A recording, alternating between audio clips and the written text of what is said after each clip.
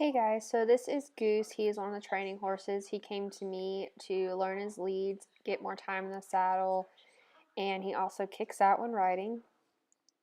He's been with me for about a week now, and we're basically working on a gas pedal and getting more respect. I've noticed that he likes to lunge forward and get right on top of you, which is a no-no, and that's part of the reason why he kicks out when riding is he's just disrespectful. So I always start out with desensitizing, which is what I'm doing here, and I'm going to go ahead and fast forward it.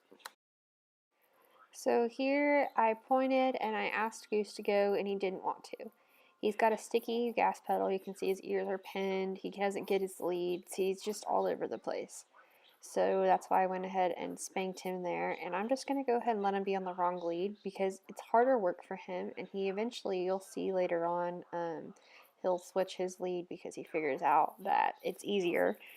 And I'm not going to be too worried about his leads until I get on him, just because it's a lot of softening that I'm going to be working with him on and some different exercises to help with that.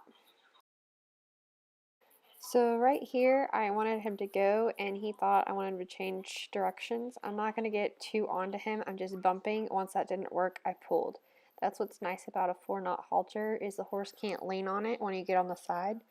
So it pulled him away, and I was able to get him to the right direction. I didn't really get onto him because it's not his fault. He was trying, and he's actually giving me an effort and not just walking or just stopping. Right there, he wanted to escape that. He's saying, "You can't catch me." And I said, "Oh, I bet I can." So that's what's going on there. Right here, I went ahead and asked him to yield his hindquarters after going one direction, and I just barely moved, and he anticipated that as a go. So I'm just going to sit here and let him relax, and I kind of moved my hands around. Once I feel he's ready, I asked him to go off. And I really like that departure. He's actually giving a crap and actually moving his feet. So right here, I'm working on teaching him to circle around me, soften his head, and it gets him ready for liberty. And it also is a good exercise to get off that halter pressure and to soften. It's really helps him soften that body up. And this is a typical thing that usually happens when you teach this. The horse is kind of scared because you're pointing that stick at them. And he gets confused because you're walking with him, you're closer up to him. So he's not really doing anything wrong. He's just confused on what I'm asking here. And I'm not whacking really hard. I'm just kind of tapping to kind of help him understand where I'm going. So here's an example of what Goose typically does when he doesn't understand. He runs on top of you.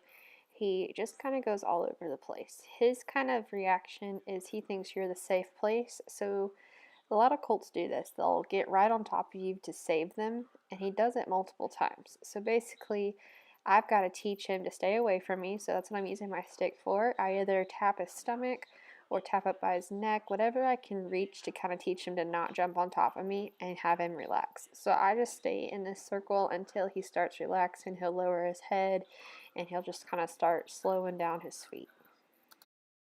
So this is kind of what I'm looking for. I would like him to slow his feet down just a little bit more, but as you can tell, he's softening up. His head's giving in a little bit more. He's following with that halter pressure. He's able to catch his leads correctly. That's why he's able to do that circle. That's a really tight circle. If they didn't get their leads, they wouldn't be able to do it. So I really like that. I really like when I throw the saddle pad on, watch Goose's head. It starts relaxing and going down. I really like that because before he would freak out on that.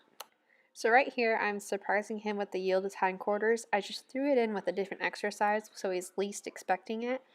And I threw him off guard because he didn't really yield, so I gave him a little whack there so he pays attention.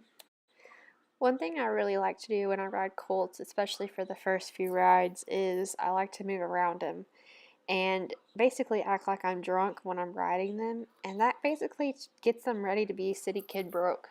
You know, if you just sit there and be still on your horse, and then later down the road you go and pick up a jacket, that horse is going to jump 5,000 feet in the air because he's never had somebody move around him.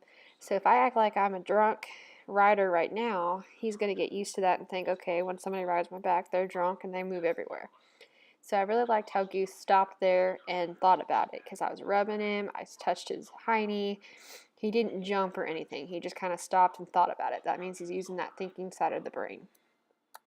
So right here, I was able to spank Goose and no kicking out, so that is improvement there.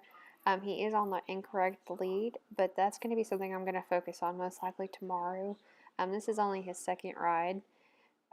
Putting that much information on him, some trainers do it, but I prefer to give them some good exercises, get them soft and supple, and it's going to make it easier on them. I don't want to overwhelm them with everything. Making sure this horse has a good gas pedal is my number one, because that's what he was. He came to me with sticky feet and disrespect, and now has that good gas pedal, and he doesn't have.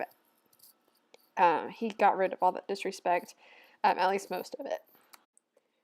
Alright guys, well that's all I have for today. I'll have another video up hopefully tomorrow during the training session there.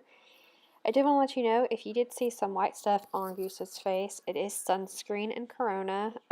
He has a bald face, which means there's a skin showing, and he had a little bit of a sunburn when he came to me. It wasn't the owner's fault or anything, it's just something that happens when you have a bald horse. So if you want to know what I do with that is, I was just using sunscreen, just sunscreen that I have around here that I use for myself. It's just Bullfrog, so I put that on first, and with a little bit of Corona to kind of help soothe that burn, and it's gone down a lot. He wears a fly mask whenever I'm not working with him, and that way he kind of gets out of the sun a little bit, and I'm also keeping him in shade.